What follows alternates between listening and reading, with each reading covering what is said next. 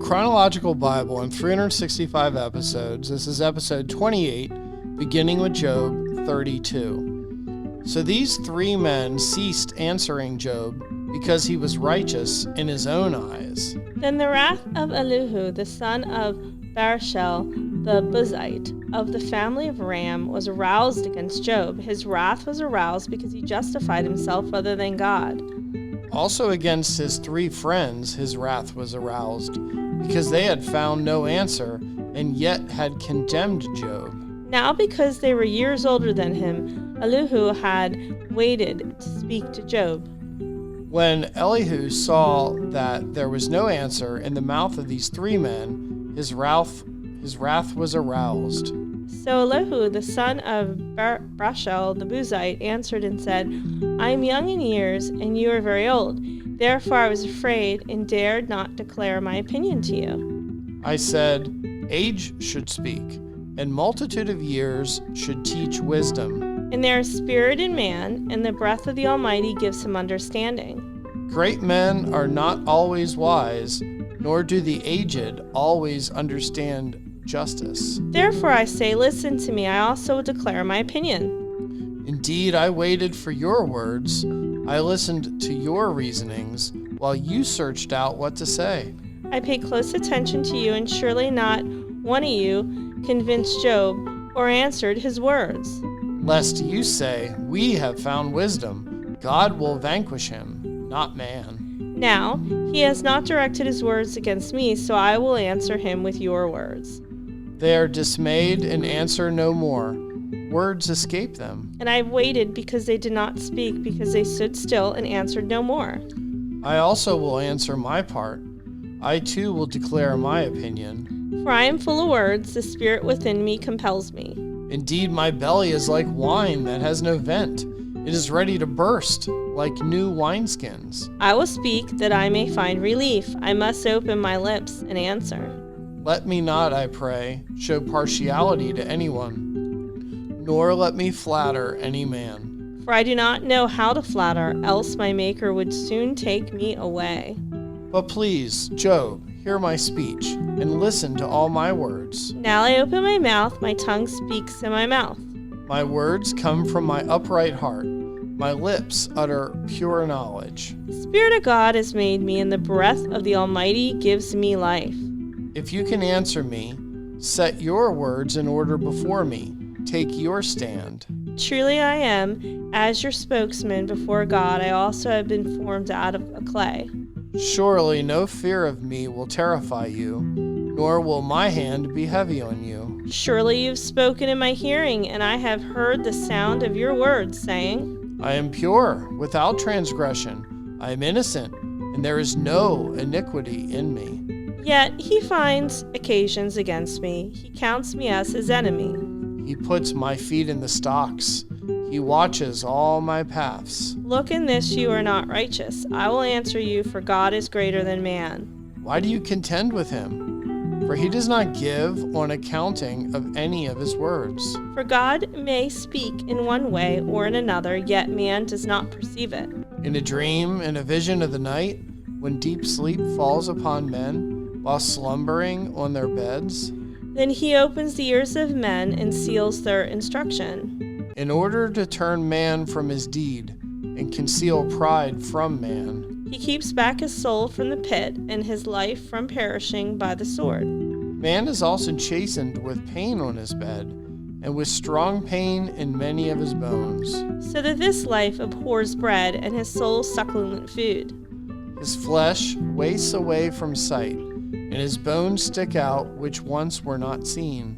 Yes, his soul draws near to the pit, and his life to the executioners.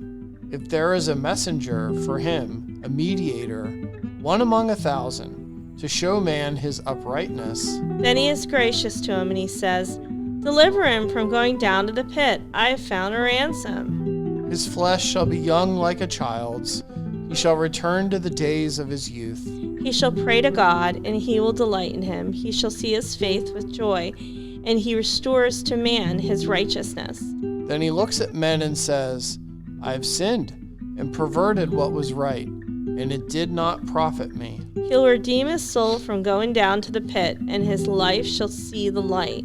Behold, God works all these things, twice in fact, 3 times with a man, to bring back his soul from the pit, that he may be enlightened with the light of life. Give ear, Job. Listen to me. Hold your peace, and I will speak. If you have anything to say, answer me. Speak, for I desire to justify you.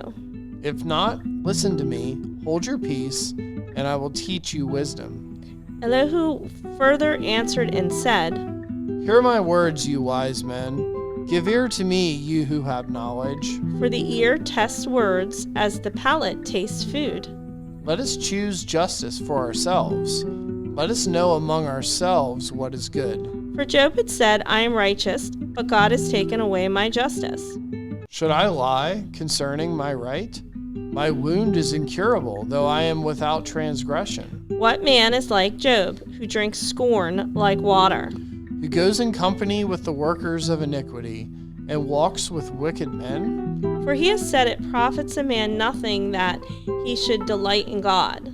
Therefore listen to me, you men of understanding. Far be it from God to do wickedness, and from the Almighty to commit iniquity.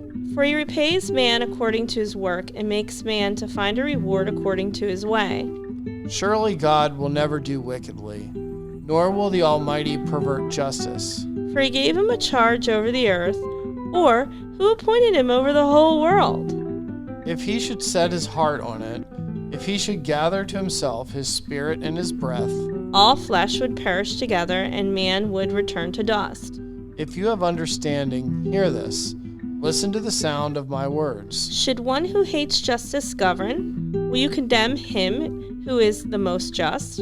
Is it fitting to say to a king, you are worthless, and the nobles, you are wicked? Yet he is not partial to princes, nor does he regard the rich more than the poor, for they are all the work of his hands. In a moment they die. In the middle of the night, the people are shaken and pass away. The mighty are taken away without a hand. For his eyes are on the ways of man, and he sees all his steps. There is no darkness nor shadow of death where the workers of iniquity may hide themselves. For he need not further consider a man, that he should go before God in judgment. He breaks in pieces mighty men without inquiry, and sets others in their place. Therefore he knows their works, he overthrows them in the night, and they are crushed. He strikes them as wicked men in the open sight of others. Because they turn back from him and would not consider any of his ways. So that they cause the cry of the poor to come to him, for he hears the cry of the afflicted. When he gives quietness, who then can make trouble? When he hides his face, who then can see him, whether it's against a nation or a man alone? That the hypocrite should not reign, lest the people be ensnared. For has anyone said to God, I have borne chastising, I will offend no more? Teach me what I do not see. If I have done iniquity, I will do no more. Should he repay it according to your terms, just because you disavow it? You must choose, not I, before speak what you know. Men of understanding say to me, wise men who listen to me. Job speaks without knowledge. His words are without wisdom. Oh, that Job were tried to the utmost, because his answers are like those of wicked men. For he adds rebellion to his sin. He claps his hand among us and multiplies his words against us.